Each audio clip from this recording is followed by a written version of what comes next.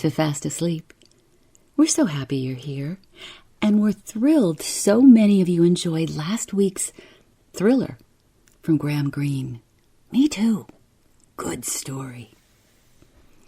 Beautiful, soothing thoughts about springtime and the month of May made this week's selection really easy for us.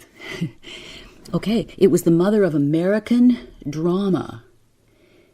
Yeah, she's the one that brings this week's story to us. It's Susan Glaspell. She was known, yes, as the mother of American drama, and she founded the Provincetown Players. It was the first modern American theater company.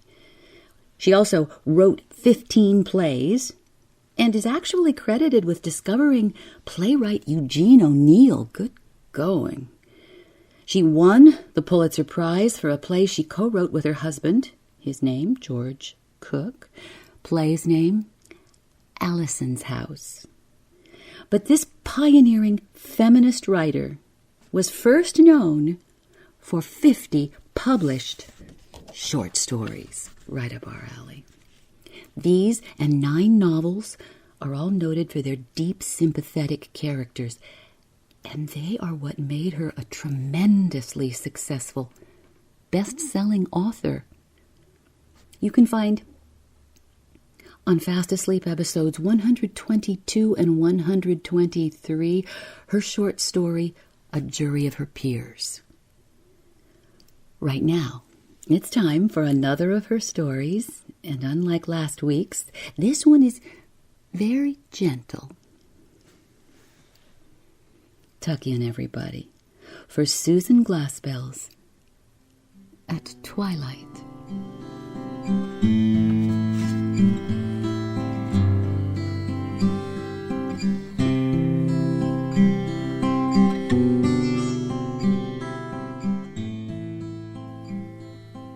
A breeze from the May world without blew through the classroom, and as it lifted his papers, he had a curious sense of freshness and mustiness meeting. He looked at the group of students before him, half smiling at the way the breath of spring was teasing the hair of the girls sitting by the window. Anna Lawrence was trying to pin hers back again, but May would have none of such decorum, and only waited long enough for her to finish her work before joyously undoing it. She caught the laughing, admiring eyes of a boy sitting across from her, and sought to conceal her pleasure in her unmanageable wealth of hair by a wry little face, and then the eyes of both strayed out to the trees that had scented that breeze for them, looking with frank longing at the campus which stretched before them in all its May glory that sunny afternoon. He remembered having met this boy and girl strolling in the twilight the evening before, and as a buoyant breeze that instant swept his own face, he had a sudden, irrelevant consciousness of being 73 years old. Other eyes were straying to the trees and birds and lilacs of that world from which the classroom was, for the hour, shutting them out.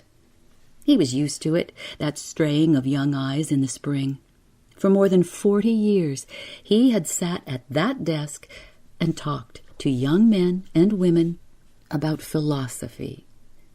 And in those 40 years, there had always been straying eyes in May. The children of some of those boys and girls had in time come to him, and now there were other children who, before many years went by, might be sitting upon those benches, listening to the lectures upon what men had thought about life, while their eyes strayed out where life called. So it went on. May, perhaps the philosopher, triumphant. as with a considerable effort, for the languor of spring, or some other languor, was upon him, too. He brought himself back to the papers they had handed in. He found himself thinking of those first boys and girls, now men and women, and parents of other boys and girls. He hoped that philosophy had, after all, done something more than shut them out from May. He had always tried, not so much to instruct them in what men had thought, as to teach them to think.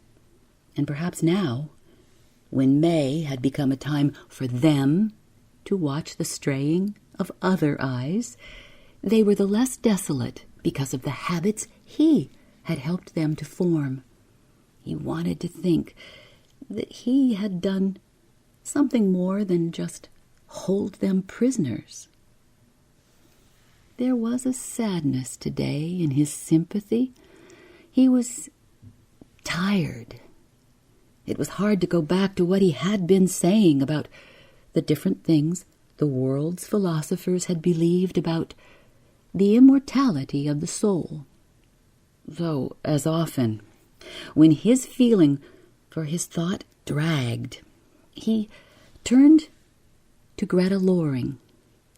Now she seldom failed to bring a revival of interest, a freshening. She was his favorite student. He did not believe that in all the years there had been any student who had not only pleased but helped him as she did. He had taught her father and mother, and now there was Greta, clear-eyed and steady of gaze, asking more of life than either of them had asked, asking not only May, but what May meant. For Greta, there need be no duality. She was one of those rare ones for whom the meaning of life opened new springs to the joy of life, for whom life intensified with the understanding of it. He never said a thing that gratified him as reaching toward the things not easy to say, but that he would find Greta's face illumined, and always that eager little leaning ahead for more. She had that look of waiting right now, but today it seemed less an expectant than a troubled look. She wanted him to go on with what he'd been saying about the immortality of the soul, but it was not so much a demand upon him, he had come to rely upon those demands, as it was, he had an odd, altogether absurd sense of its being a fear for him. She looked uncomfortable, fretted, and suddenly he was startled to see her searching eyes blurred by something that must be tears. She turned away, and for just a minute it seemed to leave him alone and helpless. He rubbed his forehead with his hand. Oh, it felt hot. It got that way sometimes lately when he was tired. And the close of that hour, it often found him tired. Well, he believed he knew what she wanted. She would have him declare his own belief. In the youthful flush of her modernism, she was impatient with that fumbling around with what other men had thought. Despising the muddled thinking of some of her classmates, she would have him put it right to them with, "As for yourself..." Well, he tried to formulate what he would care to say now, but perhaps just because he was too tired to say it right, The life of the robin in the nearest tree was that moment, celebrating in song, and, well, that seemed more important than anything he had to say about his own feeling toward the things men had thought about the human soul. It was 10 minutes before closing time, but suddenly he turned to his class with, "Go out of doors and think about it. Now this is no day to sit within and talk of philosophy. What men have thought about life in the past is less important than what you feel about it today." He paused and then added, he could not have said why, "And don't let the shadow of either belief or unbelief fall across the days that are here for you now." Again he stopped, and then surprised himself by ending, "Philosophy should quicken life, not deaden it." They were not slow in going. Their astonishment in his wanting them to go was quickly engulfed by their pleasure in doing so. It was only Greta who lingered a moment, seeming too held by his manner in sending her out into the sunshine to care about going there. Well, he thought she was going to come to the desk and speak to him. He was sure she wanted to, but at the last she went, hastily, and he thought, just before she turned her face away, that it was a tear he saw on her lashes. Strange. Was she unhappy? She, through whom life surged so richly? And yet, was it not true that where it gave much, it exacted much? Feeling much, and understanding what she felt, and feeling for what she understood, well, must she also suffer much? Must one always pay? He sighed and began gathering together his papers. Thoughts about life, well, tired him today. On the steps he paused, unreasonably enough a little saddened as he watched some of them beginning a tennis game. Certainly they were losing no time, eager to let go thoughts about life for its pleasures. Very few of them awake to that rich life he had tried to make them ready for. He drooped still more wearily at the thought that perhaps the most real gift he had for them was that unexpected 10 minutes. Remembering a book he must have from the library, he turned back.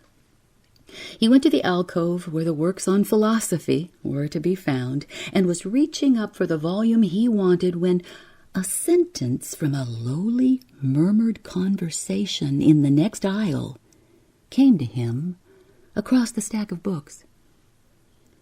"Well, that's all very well. We know, of course, that he doesn't believe. But what will he do when it comes to himself?"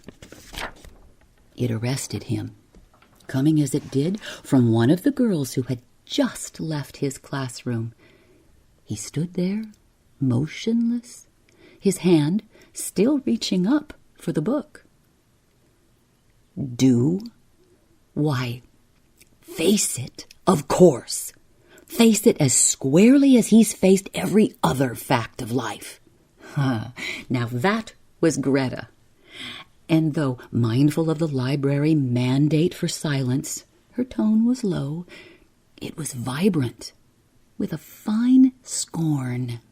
"Well," said the first speaker, "I guess he'll have to face it before very long." That was not answered. There was a movement on the other side of the barricade of books. It might have been that Greta had turned away. His hand dropped down from the high shelf. He was leaning against the books. Haven't you noticed, Greta, how he's losing his grip?" At that, his head went up sharply. He stood altogether tense as he waited for Greta to set the other girl right. Greta, so sure-seeing, so much wiser and truer than the rest of them. Greta would laugh. But she did not laugh. And what his strained ear caught at last was not her scornful denial, but a little gasp of breath, suggesting a sob. "Noticed it? Why, it breaks my heart." He stared at the books through which her low, passionate voice had carried. Then he sank to the chair that fortunately was beside him. Power for standing had gone from him. "Well, Father says," Father's on the board, you know, it was the first girl who spoke, "that they don't know what to do about it. It's not justice to the school to let him begin another year. These things are arranged with less embarrassment in the big schools, where a man begins emeritus at a certain time. Though, of course, they'll pension him. He's done a lot for the school." Ugh. He thanked Greta for that little laugh of disdain. The memory of it was more comforting, more satisfying than any attempt to put it into words could have been. He heard them move away, their skirts brushing the book stacks in passing. A little later, he saw them out in the sunshine on the campus. Greta joined one of the boys for a game of tennis. Motionless, he sat, looking out at her. She looked so very young as she played. For an hour, he remained at the table in the alcove, where he had overheard what his students had to say of him. And when the hour had gone by, he took up the pen which was there upon the study table and wrote his resignation to the secretary of the Board of Trustees. It was very brief, simply that he felt the time had come when a younger man could do more for the school than he, and that he should like his resignation to take effect at the close of the present school year. He had an envelope, and sealed and stamped the letter, ready to drop in the box in front of the building as he left. He had always served the school as best he could. He lost no time now, once convinced, in rendering to it the last service he could offer it, that of making way for the younger man.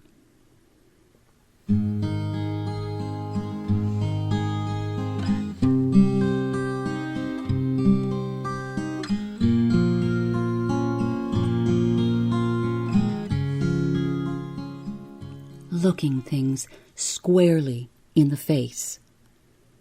And it was the habit of a lifetime to look things squarely in the face. He had not been long in seeing that they were right. Things tired him now, as they had not once tired him. He had less zest at the beginning of the hour, more relief at the close of it. He seemed stupid in not having seen it for himself, but possibly many people were a little stupid in seeing that their own time was over. Of course, he had thought in a vague way that his working time couldn't be much longer, but it seemed part of the way human beings managed with themselves, that things in even the very near future kept the remoteness of future things. Well, now he understood Greta's troubled look and her tears. He knew how those fine nerves of hers must have suffered, how her own mind had wanted to leap to the aid of his, how her own strength must have tormented her in not being able to reach his flagging powers. It seemed part of the whole hardness of life that she, who would care the most, would be the one to see it most understandingly. What he was trying to do was to see it all very simply, in matter-of-fact fashion, that there might be no bitterness and the least of tragedy. It was nothing unique in human history he was facing. One did one's work, then, when through, one stopped. He tried to feel that it was as simple as it sounded, but he wondered if back of many of those brief letters of resignation that came at quitting time, there was the hurt, the desolation that there was no use denying to himself was back of his. He hoped that most men had more to turn to. Most men of 73 had grandchildren. That would help, surrounding one with a feeling of the naturalness of it all. But that school had been his only child, and he had loved it with the tenderness one gives a child. That in him which would have gone to the child had gone to the school. The woman whom he loved had not loved him. He had never married. His life had been called lonely. But lonely though it undeniably had been, the life he won from books and work and thinking had kept the chill from his heart. He had the gift of drawing life from all contact with life. Working with youth, he kept that feeling for youth that does for the life within what sunshine and fresh air do for the room in which one dwells. It was now that the loneliness that blights seemed waiting for him. Life used one, and that in the ugly, not the noble sense of being used, stripped of the fine fancies men wove around it. What was it? Beyond just a matter of being sucked dry and then thrown aside. Why not admit that and then face it? And the abundance with which one might have given, the joy in the giving, really had no bearing upon the fact that it came at last to that question of just getting one out of the way. And it was no one's unkindness, it was just that life was like that. Indeed, the bitterness festered around the thought that it was life itself, the way of life, not the brutality of any particular people. They'll pension him. He's done a lot for the school.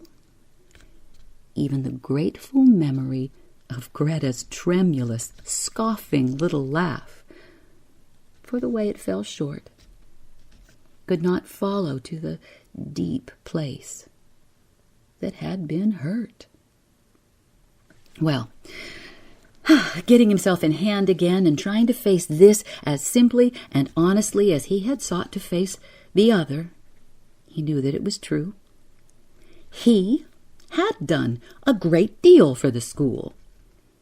He did not believe it too much to say he had done more for it than any other man. Certainly more than any other man had given it its place with men who thought. He had come to it in his early manhood, and at a time when the school was in its infancy, just a crude, struggling little Western college. Greta Loring's grandfather had been one of its founders, founding it in revolt against the cramping sectarianism of another college. He had gloried in the spirit which gave it birth, and it was he who, through the encroachings of problems of administration and the ensnarements and entanglements of practicality, he had fought to keep unattached and unfettered that spirit of freedom in the service of truth.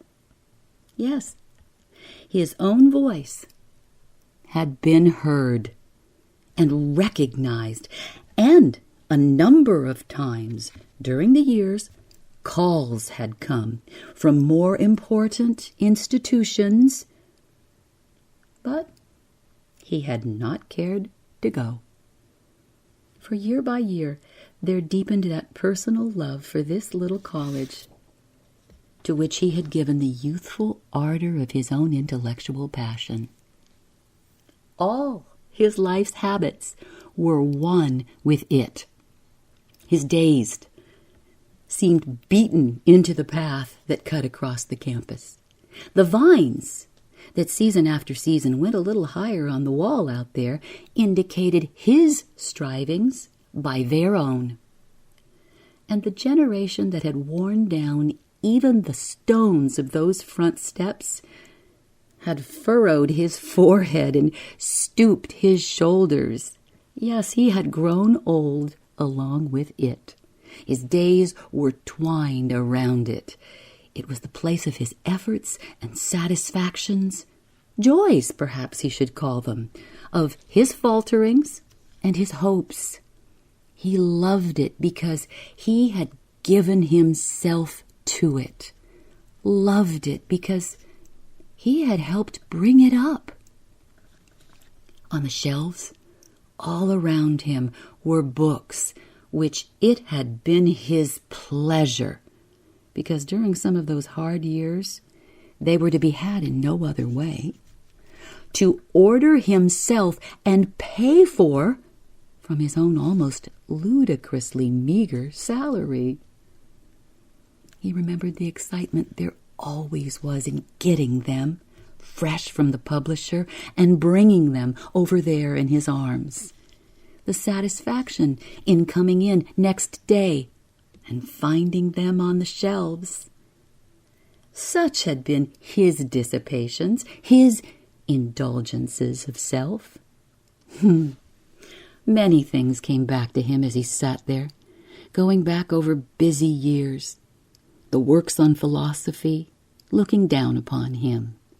The shadows of that spring afternoon gathering around him. Oh, he looked like a very old man indeed, as he at last reached out for that letter he had written to the trustees, relieving them of their embarrassment. Twilight had come on. On the front steps he paused and looked around the campus.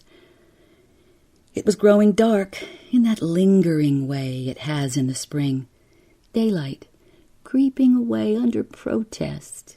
Night coming gently, as if it knew that the world having been so pleasant, day would be loath to go. The boys and girls were coming back and forth upon the campus and the streets. They could not bear to go within.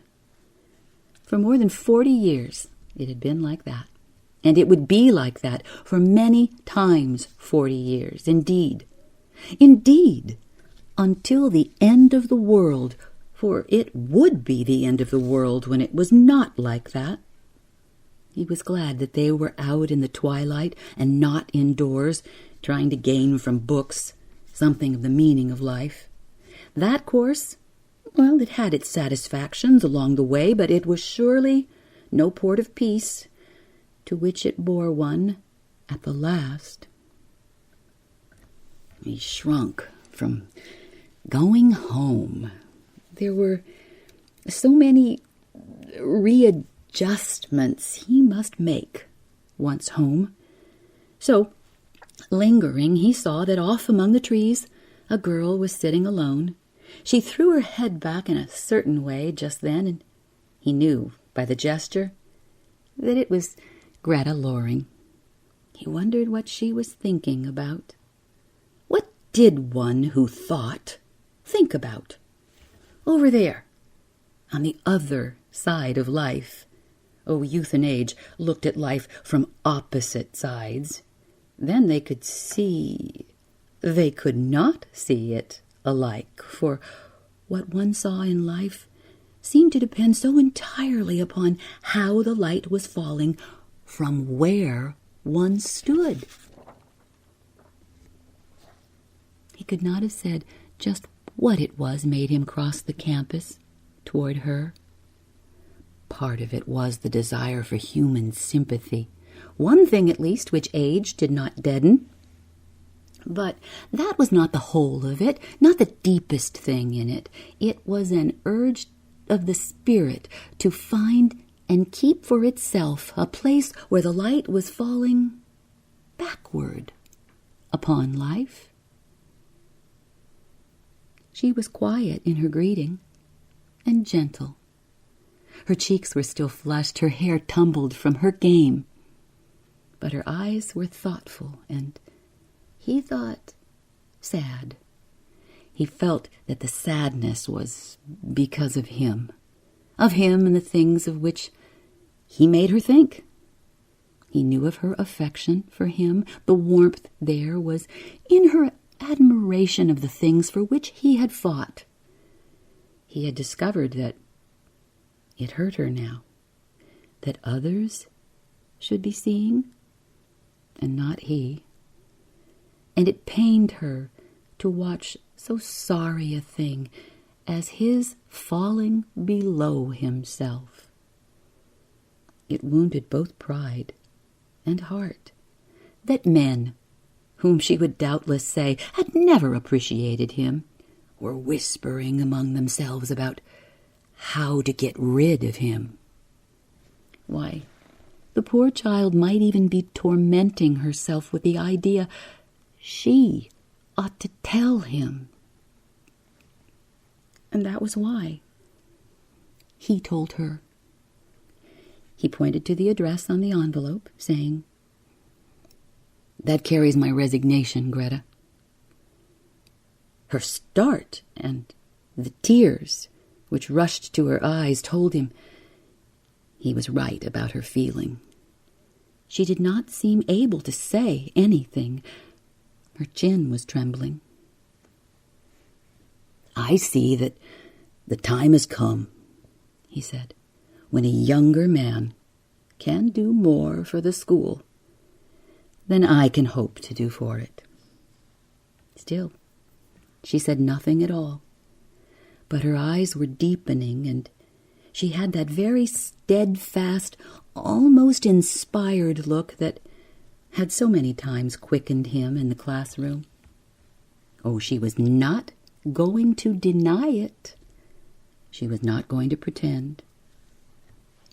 After the first feeling of not having got something needed, he rose to her high ground she had taken it for granted he would take. "And will you believe it, Greta," he said, rising to that ground, and there asking not for sympathy that bends down, but for a hand in passing. "There comes a hard hour when first one feels the time has come to step aside and be replaced by that younger man." She nodded. "It must be," she said simply. "It must be very much harder than any of us can know, till we come to it." She brought him a sense of his advantage in experience, his riches. To be sure, there was that. And he was oddly comforted by the honesty in her which could not stoop to dishonest comforting. In what superficially might seem her failure, there was a very real victory for them both. And there was nothing of coldness in her reserve. There was the fullness of understanding and of valuing the moments too highly for anything there was to be said about it. There was a great spiritual dignity, a nobility in the way she was looking at him. It called upon the whole of his own spiritual dignity. Oh, it was her old demand upon him. But this time, the tears through which her eyes shone were tears of pride in fulfillment, not of sorrowing for failure. Suddenly, he felt that his life had not been spent in vain, that the lives of all those of his day who had fought the good fight for intellectual honesty, spiritual dignity, had not been in vain if they were leaving upon the earth even a few who were like this girl beside him.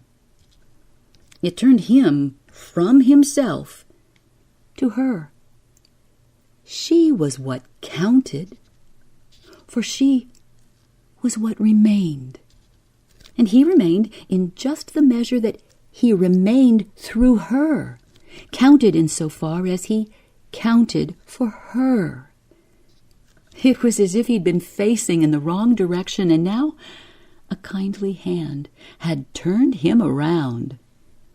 It was not in looking back there he would find himself. Well, he was not back there to be found.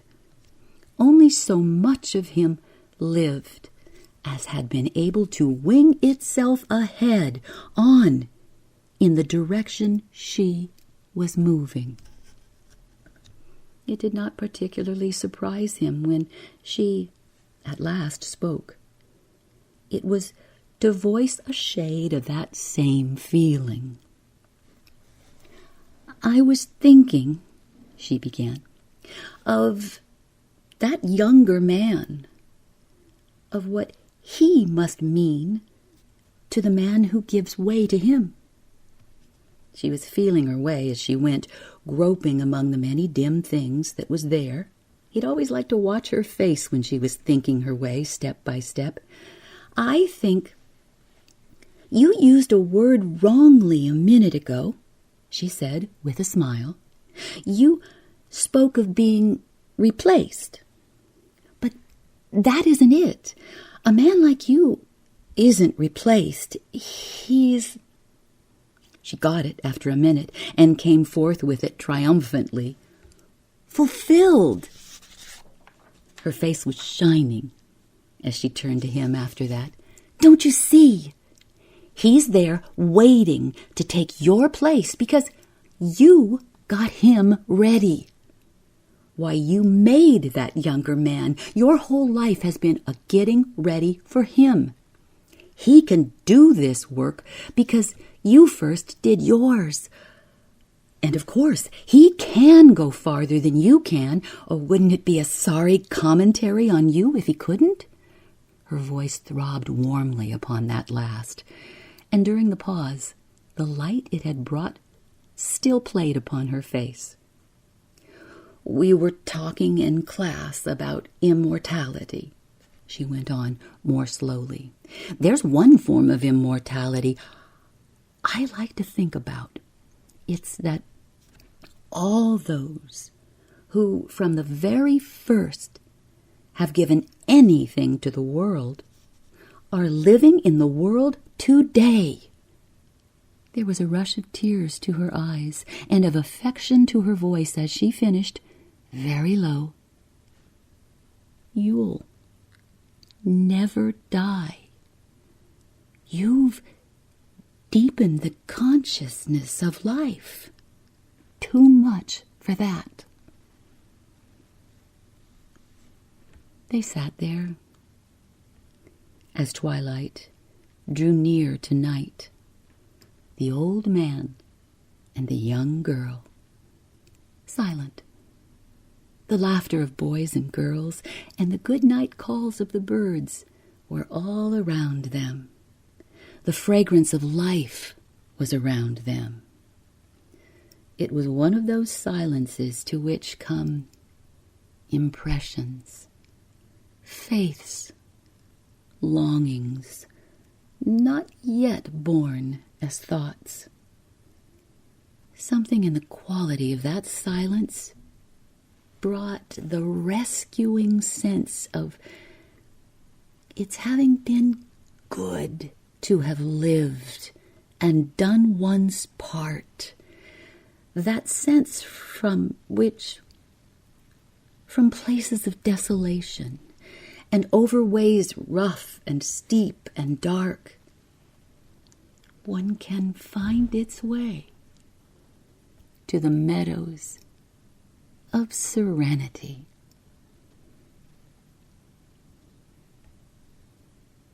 Good night.